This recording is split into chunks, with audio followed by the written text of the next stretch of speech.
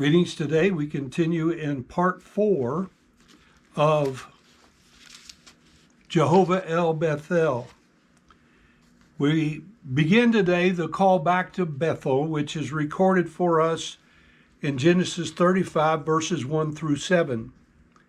And God said unto Jacob, Arise, go up to Bethel and dwell there, and make an altar to God that appeared unto thee when thou fleddest from the face of Esau thy brother.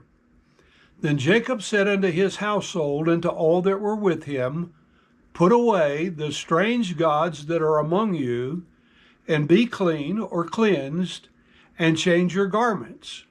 And let us arise and go up to Bethel, and I will make there an altar unto God, who answered me in the days of my distress, and was with me in the way which I went. And they gave unto Jacob all the strange gods which were in their hand, and all their earrings which were in their ears, and hid them under the oak which was by Shechem.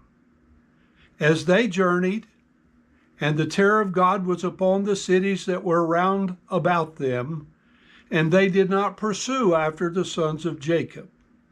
So Jacob came to Luz, which is in the land of Canaan, that is Bethel, he and all the people that were with him, and he built there an altar and called the place El Bethel, because there God appeared unto him when he fled from the face of his brother. There had to be a cleansing from the backsliding before going back to Bethel.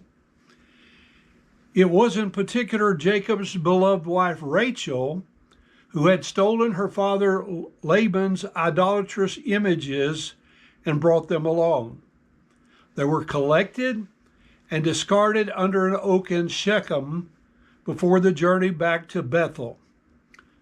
Notice, Jacob did not go back to Bethel alone.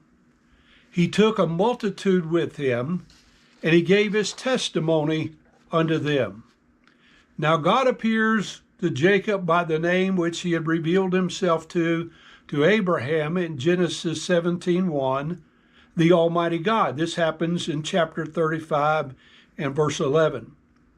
Thus God is reaffirming the change of name and blessing to Jacob's posterity.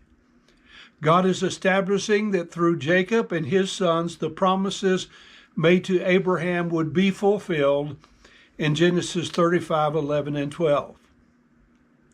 Jacob had learned that God is everywhere, just as he promised.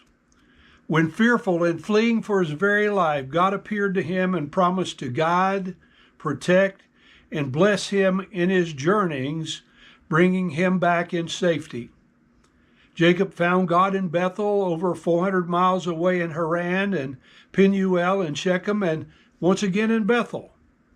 When Jacob was fearful to follow God's instructions to be reconciled to the one whom he had offended, his brother Esau, God appeared to him again.